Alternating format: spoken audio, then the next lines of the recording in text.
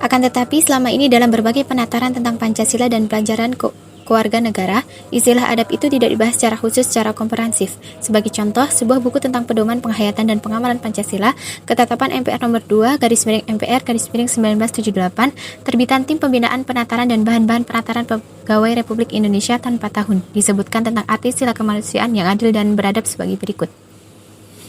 Dengan sila kemanusiaan yang adil dan beradab, manusia diakui dan diperlukan sesuai dengan harkat dan martabatnya sebagai makhluk Tuhan yang Maha Esa, yang sama derajatnya, yang sama hak dan kewajiban-kewajiban asasinya tanpa membeda-bedakan suku, keturunan, agama, dan kepercayaan, jenis kelamin, kedudukan sosial, warna kulit, dan sebagainya. Karena itu, dikembangkanlah sikap saling mencintai sesama manusia, sikap tenggang rasa dan tepat selera, serta sikap tidak semena-mena terhadap orang lain. Kemanusiaan yang adil dan beradab berarti menjunjung tinggi nilai-nilai kemanusiaan, gemar melakukan kegiatan-kegiatan kemanusiaan, dan berani membela kebenaran dan keadilan. Sadar bahwa manusia adalah sederajat, maka bangsa Indonesia merasa dirinya sebagai bagian dari seluruh umat manusia. Karena itu, dikembangkanlah sikap hormat menghormati dan bekerjasama dengan bangsa-bangsa lain. Tampak dalam pemanaan sila kedua dari Pancasila tersebut, sisi humanismenya sangat kental. Bung Hatta pernah menjelaskan makna sila kedua Pancasila sebagai berikut. Yang harus disempurnakan dalam Pancasila ialah kedudukan manusia sebagai hamba Allah yang satu sama lain harus merasa bersaudara. Oleh karena itu pula, sila kemanusiaan yang adil dan beradab langsung terletak di bawah sila pertama. Dasar kemanusiaan itu harus dilaksanakan dalam pergaulan hidup. Dalam segala hubungan manusia satu sama lain harus berlaku rasa persaudaraan. Persaudaraan itu menembus batas nasional, yaitu persaudaraan manusia antar bangsa dan persaudaraan antar bangsa-bangsa dengan prinsip kesederajatan manusia. Ki Hajar Dewantoro pernah memberikan penjelasan tentang sifat beradab. Pancasila menjelaskan serta menegaskan corak warna atau watak rakyat kita sebagai bangsa-bangsa yang beradab, bangsa yang berkebudayaan, bangsa yang menginsyafi keluhuran dan kehalusan hidup manusia, serta sanggup menyesuaikan hidup kebangsaannya dengan dasar peri kemanusiaan yang universal, meliputi seluruh alam kemanusiaan yang seluas-luasnya, pula dalam arti kenegaraan pada khususnya. Sementara itu, Bung Karno menyatakan sila kedua itu menunjukkan bahwa bangsa Indonesia tidak menganut paham kebangsaan yang picik, melainkan nasionalisme yang luas. Soekarno memandang internasionalisme sama dengan humanity, peri kemanusiaan. Soekarno terinspirasi oleh Gadi yang menyatakan my nationality is humanity. Namun, Bung Hatta mengingatkan bahwa berhubung dengan power politics, maka kita harus berhati-hati mengartikan internasionalisme sama dengan humanity. Menurut Dr. Yudi Latif, kalimat kemanusiaan yang adil dan beradab adalah satu kesatuan yang harus diucapkan dalam satu tarikan nafas untuk bisa memahaminya secara utuh. Kemanusiaan Indonesia yang dicita-citakan oleh para pendiri republik ini adalah kemanusiaan yang adil dan beradab dalam berbagai dimensi dan manifestasinya. Di sini, tegas Yudi Latif, dimensi humanitarianisme dan universalitas hadir begitu kuat mewarnai sila kemanusiaan, prinsip egalitarianisme dan emansipasi tampak kental mesti secara tersirat. Jika ditelaah, berbagai rumusan makna dari adil dan beradab dalam sila kedua Pancasila tersebut masih berpijak atas kemanusiaan universal, yang dalam berbagai aplikasinya menimbulkan penafsiran yang sangat berbeda antar berbagai agama dan aliran-aliran pemikiran besar seperti Islam, Kristen, liberalisme, komunisme, dan sebagainya. Kemanusiaan atau humanity memang istilah yang disepakati oleh seluruh manusia sebagai istilah yang baik. Tetapi umat manusia tidak bersepakat tentang makna dan batas-batas kemanusiaan. Karena itulah dalam konsep HAM, misalnya ada perbedaan antar Deklarasi Universitas Hak Asasi Manusia, DUHAM, dengan Deklarasi Kairo tentang HAM yang dikeluarkan oleh Organisasi Konferensi Islam, OKI, khususnya menyangkut hak asasi tentang pindah agama dan pernikahan lintas agama.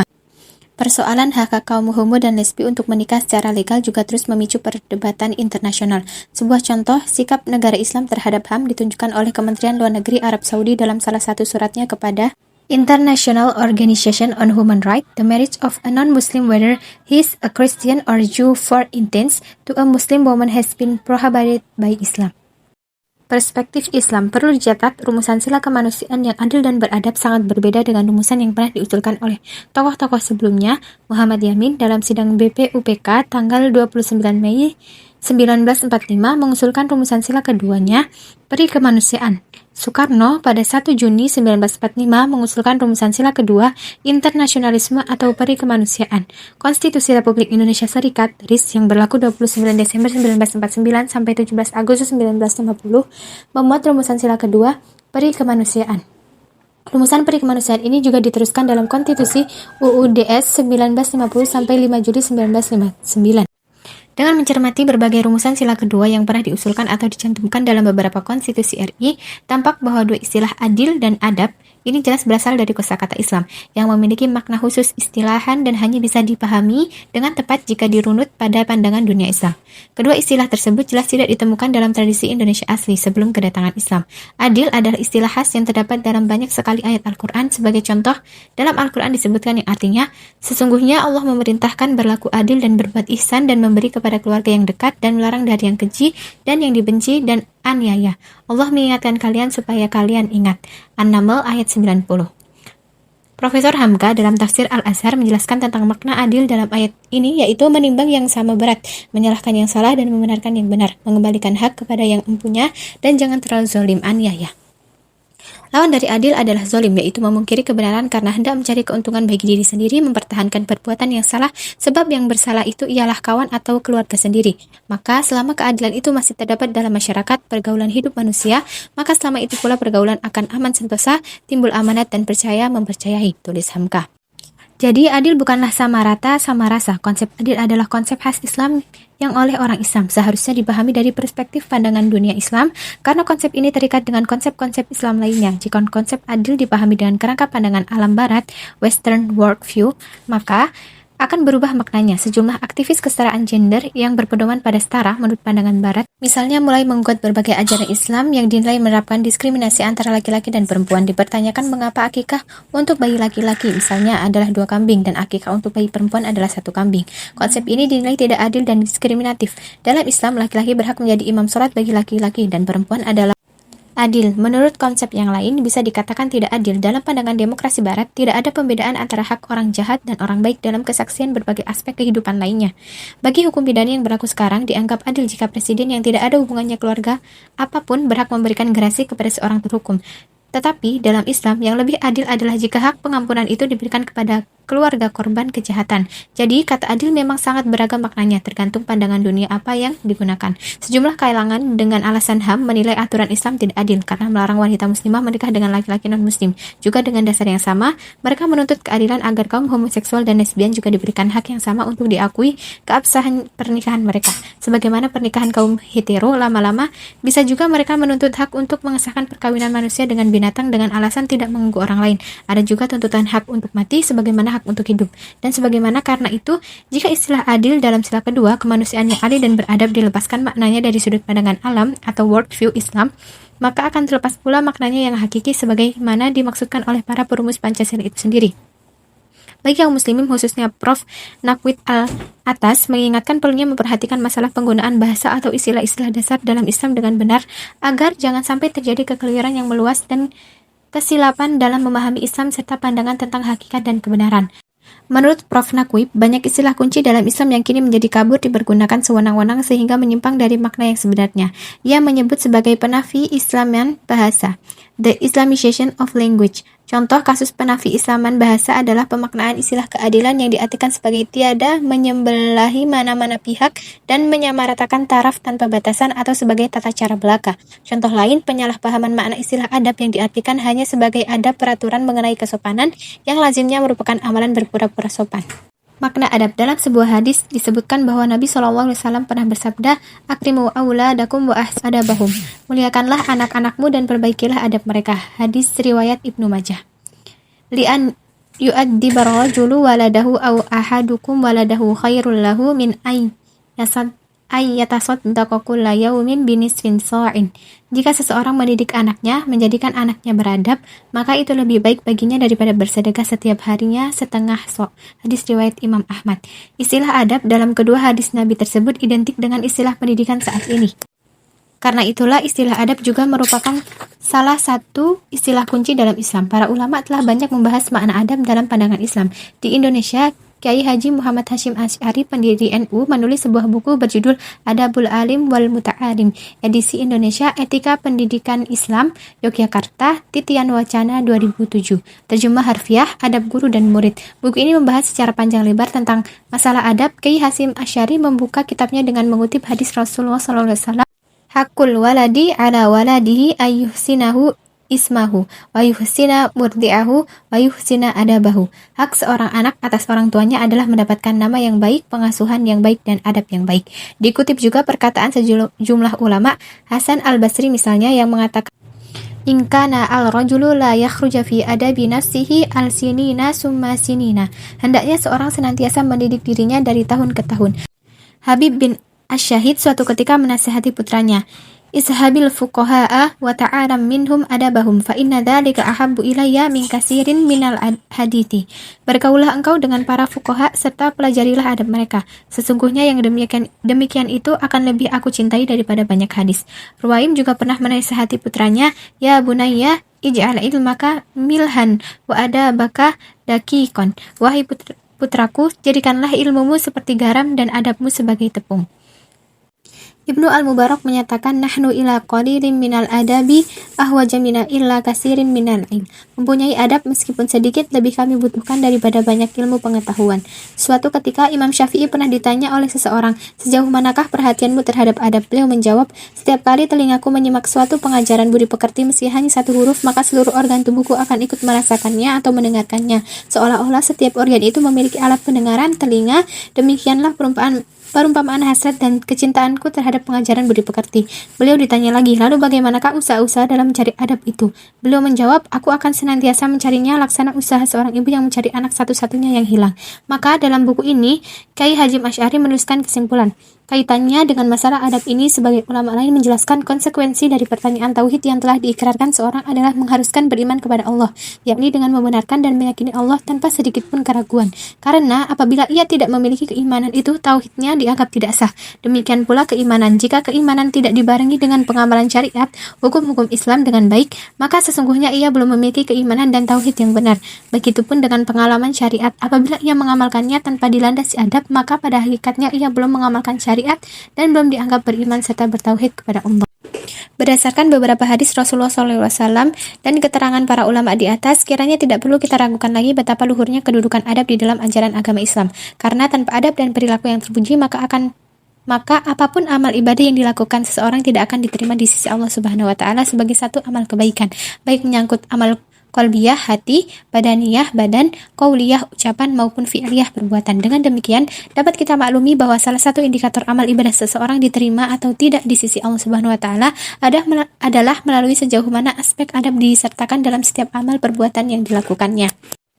Demikianlah penjelasan Kyai Haji Hasyim Asy'ari tentang makna adab. Menyimak paparan pendiri NU tentang adab tersebut, maka tidak kata adab memang merupakan istilah yang khas maknanya dalam Islam. Adab terkait dengan iman dan ibadah dalam Islam. Adab bukan sekedar sopan santun atau baik budi bahasa. Maka tentunya sangat masuk akal jika orang Islam memahami kata adab dalam sila kedua itu sebagaimana dipahami oleh sumber-sumber ajaran Islam dan para ulama Islam. Sebab memang itu istilah yang sangat khas dalam Islam. Jika adab hanya dimaknai sebagai sopan santun, maka bisa-bisa ada orang yang menyatakan Nabi Ibrahim alaihissalam sebagai orang yang tidak beradab karena berani menyatakan kepada ayahnya, sesungguhnya aku melihatmu dan kaummu berada dalam kesesatan yang nyata. Al-An'am ayat 74. Bisa jadi, jika hanya berdasarkan sopan santun, tindakan mencegah kemungkaran atau nahyu anil mungkar akan dikatakan sebagai tindakan tidak beradab. Sebagian malah ada yang menganggap menanyakan identitas agama pada seseorang dianggap tidak sopan. Banyak yang menganggap enteng dosa zina dan dianggap tidak etis jika masalah itu diangkat ke permukaan. Sementara masalah korupsi harta bisa diangkat ke permukaan. Karena itulah, menurut Islam, sekali lagi, menurut ajaran Islam, harkat dan martabat sesuatu adalah berdasarkan pada ketentuan Allah dan bukan pada manusia atau budaya. Sebagai contoh, kriteria orang yang mulia menurut Al-Quran adalah orang yang paling takwa. Inna akramakum indallahi atqakum. Al-Hujurat ayat 13. Maka seharusnya dalam masyarakat yang beradab, kaum muslim harus menghormati seseorang karena keimanan dan ketakwaannya, bukan karena jabatannya, kekayaannya, kecantikannya, atau popularitasnya. Itu baru namanya beradab menurut Al-Quran. Begitu juga ketika Al-Quran memuliakan orang yang berilmu. Fatir ayat 28, Ali Imran ayat 7, Al-Mujadalah ayat 11. Maka sesuai konsep adab, seorang muslim wajib memuliakan orang yang berilmu dan terlibat dalam aktivitas keilmuan. Masyarakat yang beradab juga masyarakat yang menghargai aktivitas keilmuan. Tentu menjadi tidak beradab jika aktivitas keilmuan dikecilkan, sementara aktivitas hiburan diagung-agungkan. Tidak mungkin suatu bangsa akan maju jika tidak menjadikan tradisi ilmu sebagai bagian dari tradisinya. Al-Quran sangat menekankan bahwa ada perbedaan antara orang-orang yang berilmu dan tidak berilmu. Orang yang beriman dan berilmu akan diangkat derajatnya. Katakanlah tidaklah sama orang yang tahu dan orang yang tidak tahu. Az-Zumar ayat 9. Allah akan meninggikan orang-orang yang beriman di antara kamu dan orang-orang yang diberi ilmu beberapa derajat. Al-Mujadalah ayat 11. Allah mengecam keras orang-orang yang tidak menggunakan segala potensinya untuk berpikir dan meraih ilmu. Orang-orang seperti ini dalam Al-Quran disamakan derajatnya dengan binatang ternak. Dan sesungguhnya kami jadikan untuk isi neraka jahanam kebanyakan dari jin dan manusia. Mereka mempunyai qalb tapi tidak untuk memahami ayat-ayat Allah. Dan mereka mempunyai mata tetapi tidak dipergunakan untuk melihat tanda-tanda kekuasaan Allah. Dan mereka mempunyai telinga tetapi tidak digunakan untuk mendengar ayat-ayat Allah. Mereka itu bagi binatang ternak, bahkan mereka lebih sesat lagi. Mereka itulah orang-orang yang lalai. Al-A'raf ayat 179. Bangsa Indonesia tidak mungkin akan menjadi bangsa besar jika mengabaikan tradisi ilmu yang benar sebagaimana digariskan dalam Al-Quran ini. Jika budaya santai, budaya hedonis, budaya jalan pintas terus dikembangkan, maka hanyalah mimpi saja untuk berangan-angan bangsa Indonesia akan menjadi bangsa yang besar yang disegani dunia. Dalam perspektif Islam, manusia beradab haruslah yang menjadikan aktivitas keilmuan sebagai aktivitas utama mereka. Sebab seorang muslim senantiasa berdoa, Rabbi zidni ilman, ya Allah tambahkanlah ilmuku. Lebih dari itu, Rasulullah SAW juga mengajarkan doa agar ilmu yang dikejar dan dimiliki seorang muslim adalah ilmu yang bermanfaat. Hanya dengan ilmulah maka manusia dapat meraih adab sehingga dapat meletakkan sesuatu pada tempatnya sesuai ketentuan Allah Subhanahu wa taala. Inilah konsep adab sebagaimana dipahami oleh kaum muslimin. Maka, jika ditelaah adalah sangat masuk akal menghipotesakan bahwa masuknya kata adil dan adab dalam sila kemanusiaan yang adil dan beradab adalah usulan para tokoh Islam yang duduk dalam Panitia 9. Perlu dicatat bahwa sebelum Panitia 9 bermusyawarah, Soekarno dan Muhammad Yamin sudah mengajukan asas atau dasar peri kemanusiaan sebagai salah satu asas atau dasar dari dasar negara Indonesia. Mengapa misalnya sila kedua itu tidak berbunyi kemanusiaan yang sopan dan berbudi, atau kemanusiaan yang sopan dan santun, atau hanya berhenti pada istilah kemanusiaan? Jika demikian, maka akan sangat mungkin kata ini dimaknai secara fleksibel dan netral agama. Inilah yang secara mendasar digugat oleh Muhammad Nasir dalam pidatonya di Majelis Konstituante, di mana sumber peri kemanusiaan itu. Bagi yang memegang nilai-nilai relativisme dalam kebenaran dan moral, maka makna kemanusiaan akan memiliki makna yang nisbi dan tidak absolut, tergantung pada tradisi atau kesepakatan suatu masyarakat. Seperti disinggung sebelumnya, jika masyarakat tidak berkeberatan dengan budaya pornografi atau pornoaksi, maka nilai itu akan dianggap sebagai kebenaran. Orang yang menentang tradisi masyarakat tersebut bisa dikatakan manusia tidak beradab. Begitu juga ketika suatu masyarakat menerima praktik pelacuran, perjudian, atau minuman keras, maka itu dianggap sebagai nilai yang benar. Menurut kaum relativis ini, tidak ada nilai yang tetap sepanjang zaman dan sembarang tempat.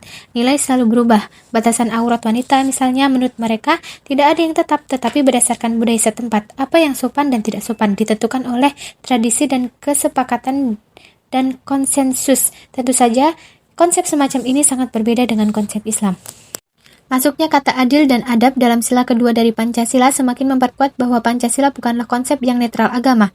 Tampak pandangan dunia Islam yang dibawa oleh para tokoh perumusnya, terutama Kiai Haji Wahid Hashim, putra Kiai Haji Hasyim Asy'ari, Haji Agus Salim, Abdul Kahar Muzakir, dan Abi Kusno Cokrosuyoso, cukup mewarnai rumusan Pancasila sehingga sangat tidak keliru jika umat Islam memberi makna adil dan adab sesuai dengan makna dalam Islam, bukan makna yang netral agama. Sebab jika istilah adil dan adab diletakkan dalam bingkai atau perspektif pandangan dunia sekuler atau netral agama, maka kata itu juga tidak akan bermakna sesuai dengan makna asalnya. Dengan demikian adalah tidak fair, tidak adil, dan tidak beradab. Jika orang Islam memberi makna adil dan adab dilepaskan dari pandangan alam Islam, bisa dipastikan sebelum Islam masuk ke wilayah Nusantara, kedua istilah tersebut tidak dikenal di wilayah ini. Hingga kini tidak ditemukan terjemah yang tepat dari kata adil dan adab ke dalam bahasa Jawa, Minang, Sunda, Makassar, atau sebagainya. Adab dan tujuan pendidikan. Uraian lebih rinci tentang konsep adab dalam Islam disampaikan oleh Prof. Nakwib Al-Atas. Menurut Prof. Nakwib, adab adalah pengenalan serta pengakuan akan hak keadaan sesuatu dan kedudukan seseorang dalam rencana susunan berperingkat martabat dan derajat yang merupakan suatu hakikat yang berlaku dalam tabiat semesta. Pengenalan adalah ilmu, pengakuan adalah amal. Maka pengenalan tanpa pengakuan seperti ilmu tanpa amal, dan pengakuan tanpa pengenalan seperti amal tanpa ilmu. Keduanya sia-sia karena yang satu menyifatkan keingkaran dan keangkuhan, dan yang satu lagi menyifatkan ketidaksadaran dan kejahilan. Demikian Prof. Nakwib Al-Atas. Lebih jauh, Prof. Nakwib menjelaskan bahwa jatuh bangunnya umat Islam tergantung sejauh mana mereka dapat memahami dan menerapkan konsep adab ini dalam kehidupan mereka. Lebih jauh, pakar filsafat Islam dan sejarah Melayu ini menjelaskan, ta'arif adab yang dikemukakan di sini Dan yang lahir dari pengertian Islam dengan sendirinya menjelaskan bukan saja harus dia itu ditujukan maksud pengenaannya pada bangsa insani belaka, bahkan dia juga harus dikenakan pada keseluruhan alam tabi'i dan alam ruhani dan alam ilmi. Sebab adab itu sesungguhnya suatu kelakuan yang harus diamalkan dilakukan terhadap diri dan yang berdasarkan pada ilmu, maka kelakuan atau amalan itu bukan saja harus ditujukan kepada sesama insani, bahkan pada kenyataan makhluk jelata yang merupakan maklumat bagi ilmu. Setiap sesuatu atau seseorang memiliki hak yang meletakkannya pada keadaan atau kedudukan yang sesuai bagi keperluannya. Ilmulah dibimbing serta diyakini oleh hikmah yang memberitahu atau memperkenalkan sehingga ketara tentang hak dan hak yang mensifati sesuatu atau seseorang itu. Dan keadilan pula yang menjelaskan hukum tentang di manakah atau bagaimanakah letak keadaan atau kedudukannya. Apabila paham adab itu dirujukan kepada sesama insan, maka dia bertujuan pada kesusilaan akhlakiyah yang mencarakan kewajiban diri berperangai mengikut keperluan haknya dalam susunan berperingkat derajat yang terencana. Umpamanya dalam keluarga, dalam masyarakat, dalam berbagai corak pergaulan kehidupan. Apabila dia dirujukan pada alam ilmi pula, maka dia bermaksud pada ketertiban budi menyesuaikan haknya pada rencana susunan berperingkat martabat yang mensifatkan ilmu. Umpamanya pengenalan serta pengakuan akan ilmu bahwa dia itu tersusun taraf keluhuran serta keutamaannya, dari yang bersumber pada wahyu ke yang berpunca pada perolehan dan perolehan akal, dari yang fardu ain ke fardu kifayah, dari yang merupakan hidayah bagi kehidupan ke yang merupakan kegunaan amali baginya. Dan adab terhadap ilmu itu mengenali serta mengakui taraf keluhuran serta keutamaan yang terencana pada ilmu. Niscaya dapat menghasilkan dalam diri pencapaian yang seksama terhadap meramukan menurut taraf keperluannya. Berbagai macam ilmu yang membina keadilan dalam diri, dan keadilan dalam diri itu menyesuaikan haknya pada kewajiban membimbingnya ke arah pengenalan serta pengakuan akan ilmu yang bersumberkan wahyu, yang menyesuaikan hak diri jua, dan yang dengannya dapat menjelmakan akibat amali dalam diri sehingga menyelamatkan dunia akhirat. Jadi, seperti ditegaskan oleh Prof. Naquib al-atas, di dalam Islam konsep adab memang sangat terkait dengan pemahaman tentang wahyu. Orang beradab adalah yang dapat memahami dan meletakkan sesuatu pada tepatnya sesuai dengan harkat dan martabat yang ditentukan oleh Allah. Di dalam Islam, orang yang tidak mengakui Allah sebagai satu-satunya Tuhan bisa dikatakan tidak adil dan tidak beradab, sebab di dalam Al-Quran, syirik dikatakan sebagai kezaliman besar. Seperti dikatakan Luqman kepada anaknya, "Wahai anakku, janganlah kamu membuat sekutukan Allah, sesungguhnya syirik adalah kezaliman yang besar." Luqman ayat 13. Adalah tidak beradab mengangkat derajat makhluk ke derajat al-khaliq, begitu juga menurunkan derajat al-khaliq ke derajat makhluk. Juga tindakan yang tidak beradab. Orang yang berilmu juga tidak sama derajatnya dengan orang bodoh, begitu juga orang mukmin tidak sama derajatnya dengan orang kafir. Al-Imran ayat 110 dan 119. Jadi derajat manusia di hadapan Allah Subhanahu wa taala tidaklah sama. Derajat seseorang di hadapan Allah tergantung pada keimanan dan ketakwaannya. Konsep adab seperti ini sesuai dengan istilah dan tujuan pendidikan Islam itu sendiri, yaitu ta'dib, dan tujuannya adalah membentuk manusia yang beradab atau insan adabi. Prof. Naquib al-atas dalam bukunya Islam and Secularism menggariskan tujuan pendidikan dalam Islam tersebut. The purpose for seeking knowledge in Islam is to inculcate goodness or justice in man as man and individual self. The aim of education in Islam is therefore to produce a good man. The fundamental element inherent in the Islamic concept of education is the inculcation of adab. Orang baik atau good man bisa dikatakan sebagai manusia yang memiliki berbagai nilai keutamaan dalam dirinya. Dengan berpijak kepada konsep adab dalam Islam, maka manusia yang baik atau manusia yang beradab adalah manusia yang mengenal Tuhannya, mengenal dan mencintai Nabi-Nya, menjadikan Nabi SAW sebagai uswah hasanah, menghormati para ulama sebagai pewaris Nabi, memahami dan meletakkan ilmu pada tempat yang terhormat, memahami mana ilmu yang fardu ain dan mana yang fardu kifayah, juga mana ilmu yang bermanfaat dan ilmu yang merusak, dan memahami serta mampu menjalankan tugasnya sebagai khalifatullah fil ard dengan baik. Berdasarkan pada sila ketuhanan yang Maha Esa atau Allah, Nabi Muhammad SAW berhasil membangun peradaban Islam di Madinah, yakni suatu masyarakat yang menegakkan adab dalam kehidupan mereka. Masyarakat beradab menurut Islam adalah masyarakat yang memuliakan orang yang berilmu, orang yang solih, dan orang yang bertakwa, bukan orang yang kuasa, banyak harta, keturunan raja, berparas rupawan, dan banyak anak buah. Karena itu, jika ingin merujuk kepada konsep Islam tentang adab, pemimpin yang baik adalah yang mampu mengembangkan masyarakat yang beradab. Maka seharusnya dalam masyarakat yang beradab, derajat orang yang berilmu dan soleh dibedakan dengan derajat para penghibur. Manusia memang sama-sama manusia, tetapi Allah Subhanahu wa Ta'ala sudah membeda-bedakan harkat dan martabat manusia sesuai dengan keilmuan, keimanan, dan ketakwaannya adab dalam konsep Islam. Jika konsep ini diletakkan pada sila kedua, logis jika dipahami. Sila kedua ini terkait dengan konsep tauhid pada sila pertama. Analisis ini bukan mengada-ngada dan sekedar melegitimasi bahwa Pancasila adalah sesuai dengan Islam. Sejarah dan makna kosakata-kosakata dasar dalam Islam menunjukkan bahwa masuknya istilah dan konsep adil dan adab dalam dasar negara RI bisa dikatakan sebagai hasil perjuangan para tokoh Islam pada waktu itu. Ketika itu diadakan Musyawarah Nasional Munas Alim Ulama Nahdlatul Ulama di Situbondo, Jawa Timur 16 Rabiul Awal 1404 Hijriah atau 21 Desember 1983 memutuskan sebuah deklarasi tentang hubungan Pancasila dengan Islam yang antara lain menegaskan 1. Pancasila sebagai dasar dan falsafah negara Republik Indonesia bukanlah agama, tapi tidak menggantikan agama dan tidak dapat dipergunakan untuk menggantikan kedudukan agama. 2. Sila ketuhanan yang Maha Esa sebagai dasar negara Republik Indonesia menurut pasal 29 ayat 1 Undang-Undang Dasar 1945 yang menjiwai sila yang lain mencerminkan tauhid menurut pengertian keimanan dalam Islam. 3. Bagi Nahdlatul Ulama NU, Islam adalah akidah dan syariah, meliputi aspek hubungan manusia dengan Allah dan hubungan antar manusia. Jadi, menurut keputusan Munas Alim Ulama tersebut, sila ketuhanan yang Maha Esa adalah bermakna tauhid dan menjiwai sila yang lain. Tauhid di sini juga ditegaskan menurut pengertian keimanan dalam Islam. Pemahaman bahwa sila pertama, ketuhanan yang Maha Esa, harus dimaknai sebagai tauhid dalam Islam, bukanlah klaim kosong. Para ulama yang terlibat dalam perumusan Pancasila itu sendiri sudah menegaskan bahwa ketuhanan yang Maha Esa memang harus dimaknai tauhid. Muhammad Hatta yang giat melobi para tokoh Islam agar rela menghapus 7 kata dengan kewajiban menjalankan syariat Islam bagi pemeluk-pemeluknya dari sila pertama dan mengganti dengan yang Maha Esa, menegaskan bahwa pengertian ketuhanan yang Maha Esa memang tauhid dalam ajaran Islam.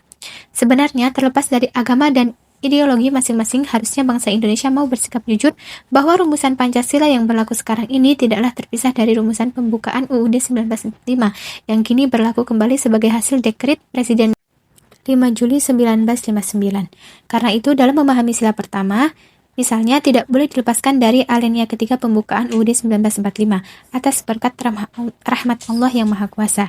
Jadi pertama, menurut berbagai tokoh organisasi Islam bisa dikatakan sebagai penegasan konsep tauhid dalam Islam. Sebab dalam alinea ketiga jelas-jelas disebutkan nama Tuhan yang Maha Esa, yaitu Allah. Dalam buku Hidup Itu Berjuang, Kasman Singodimejo 75 tahun, Profesor Kasman Singodimejo menegaskan dan segala tafsiran dari ketuhanan yang Maha Esa itu, baik tafsiran menurut historisnya maupun menurut artinya dan pengertiannya sesuai betul dengan tafsiran yang diberikan oleh Islam. Dalam ceramahnya sebagai Ketua Umum Majelis Ulama Indonesia pada pertemuan dengan Wanhankamnas 25 Agustus 1976, Profesor Hamkam menjelaskan tentang makna ketuhanan yang Maha Esa tersebut. Tentang makna ketuhanan yang Maha Esa, Hamkam menyatakan, ada yang sebagai orang kecemasan menerangkan bahwa ketuhanan yang Maha Esa yang kita cantumkan dalam UUD 45 pasal 29 itu bukanlah Tuhan sebagai yang diajarkan oleh suatu agama. Ada pula yang menafsirkan bahwa ketuhanan yang Maha Esa itu bersumber dari jiwa bangsa Indonesia sendiri. Lama sebelum agama Islam datang ke Indonesia, tafsir-tafsir yang sebagai ragam itu kadang-kadang dengan tidak disadari telah menyinggung perasaan orang-orang yang beragama. Seakan-akan Tuhan sepanjang ajaran agama itu tidaklah boleh dicampur aduk dengan Tuhan kenegaraan. Maka supaya perselisihan ini dapat diredakan atau sekurang-kurangnya dapat mengembalikan sesuatu kepada porsinya yang asal, ingat sajalah bahwa dalam preambule UUD 45 itu telah dituliskan dengan jelas, atas berkat rahmat Allah. Jadi ketuhanan yang Maha Esa di pasal 29 itu bukanlah Tuhan yang lain, melainkan Allah. Tidak mungkin bertentangan dan berkacau di antara preambul dengan materi undang-undang. Tentu saja ini adalah pemahaman yang sah dari sudut pandang dunia Islam bagi umat Islam. Umat lain dipersilahkan memahami sesuai kemauan dan visi mereka sendiri, tetapi juga tidak pada tempatnya jika mereka memaksakan pandangan komunis atau sekuler netral agama kepada umat Islam, dengan menyatakan bahwa pemahaman yang benar terhadap Pancasila adalah yang netral agama, dan bukan menurut pemahaman satu agama saja. Umat Islam juga akan menghormati jika kaum Kristen menyatakan bahwa ketuhanan yang Maha Esa adalah rumusan konsep Allah atau Tritunggal. Itu hak kaum Kristen yang tentunya juga tidak dapat dipaksakan kepada kaum Muslim. Penutup. Istilah adab dalam Pancasila sejatinya merupakan salah satu istilah kunci Islamic Basic Vocabulary dalam ajaran Islam. Masuknya istilah adab dalam sila kedua Pancasila diduga kuat merupakan buah perjuangan sejumlah tokoh Islam yang sekaligus pendiri bangsa, terutama 4 anggota Panitia 9 BPUPK, yaitu Kiai Haji Wahid Hasyim, Haji Agus Salim, Abi Kusno Cokrosujono, dan Abdul Kahar Mutakhir. Adab berasal dari kosakata Islam, oleh karena itu seyogyanya istilah adab yang sebenarnya juga harus dipahami dalam perspektif pandangan alam worldview Islam. Pemaknaan adab dengan sopan santun, baik budi bahasa, tidak sesuai dengan makna istilah ini sendiri dalam ajaran Islam, yang pada intinya adalah memahami dan mengakui segala sesuatu sesuai dengan harkat dan martabat yang ditentukan Allah Subhanahu wa Ta'ala. Karena pentingnya penegakan adab di tengah masyarakat Muslim, maka pakar pendidikan dan pemikiran Islam Profesor Dr. Syed Muhammad Nauqib Al-Atas sudah mengajukan istilah ta'dib untuk suatu proses pendidikan, yang tujuannya adalah membentuk manusia yang beradab atau manusia yang baik, a good man. Dengan itu, tujuan pendidikan Islam adalah mencetak manusia yang beradab. Adalah aneh, meskipun tercantum dalam Pancasila, konsep adab tidak dipahami sebagaimana mestinya. Karena pentingnya konsep adab ini, maka sudah saatnya pemerintah dan umat Islam pada umumnya mengacu pada konsep adab dalam penyelenggaraan seluruh tatanan kehidupan, baik individual, sosial, maupun tatanan kenegaraan. Wallahu a'lam bishawab. Islamisasi ilmu pengetahuan, Dr. Budi Handrianto.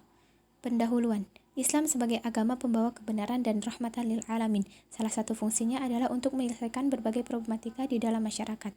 Sebab Islam adalah satu-satunya agama wahyu, autentik dan sudah final, tidak memerlukan perkembangan dari siapapun. Selama berabad-abad lamanya, Islam memimpin dunia dan menjadi solusi bagi umat. Sebuah ketimpangan yang parah sekalipun yang manusia tidak mampu menyelesaikannya, maka hanya Islamlah jalan keluarnya.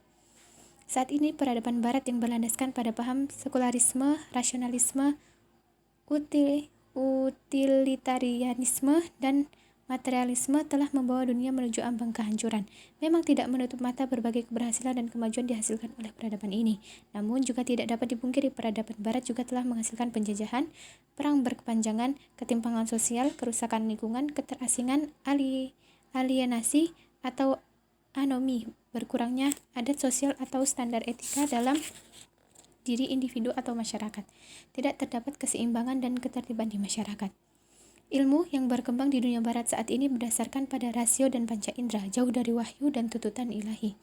Meskipun telah menghasilkan teknologi yang bermanfaat bagi manusia, ilmu barat modern telah pula melahirkan bencana, baik kepada kemanusiaan, alam maupun etika. Akibat paham materialisme, maka terjadi penjajahan dan kolonisasi. Ribuan bahkan jutaan nyawa manusia melayang, perbudakan terjadi dan kekayaan alam dieksploitasi. Harun Yahya dalam bukunya The Disasters Darwinism Brought to Humanity menggambarkan berbagai bencana kemanusiaan yang ditimbulkan akibat Darwinisme, di antaranya berupa rasisme dan kolonialisme. Peradaban Barat sebagaimana ditulis oleh sejarawan Marvin Perry adalah sebuah peradaban besar, tetapi sekaligus sebuah drama yang tragis, a tragic drama. Peradaban ini penuh kontradiksi. Satu sisi, ia memberi sumbangan besar bagi kemajuan ilmu pengetahuan dan teknologi yang membuat berbagai kemudahan fasilitas hidup. Akan tetapi, pada sisi lain, peradaban ini memberi kontribusi yang tidak kecil kepada penghancuran alam semesta. Paham pluralisme agama yang diusung Barat telah menampakkan sifatnya yang intoleran dan eksklusif. Kaum pluralis mengklaim diri mereka benar secara absolut dan hanya gagasan pluralisme agama sendirilah yang absolut benar. Klaim ini melahirkan Inkuisisi, model baru atas nama perang melawan terorisme. Inkuisisi abad ke-21 ini lingkupnya jauh lebih luas, global, dan tidak lagi mengenal batas-batas geografis serta menggunakan alat-alat yang sangat canggih dan memusnahkan secara masif dan massal.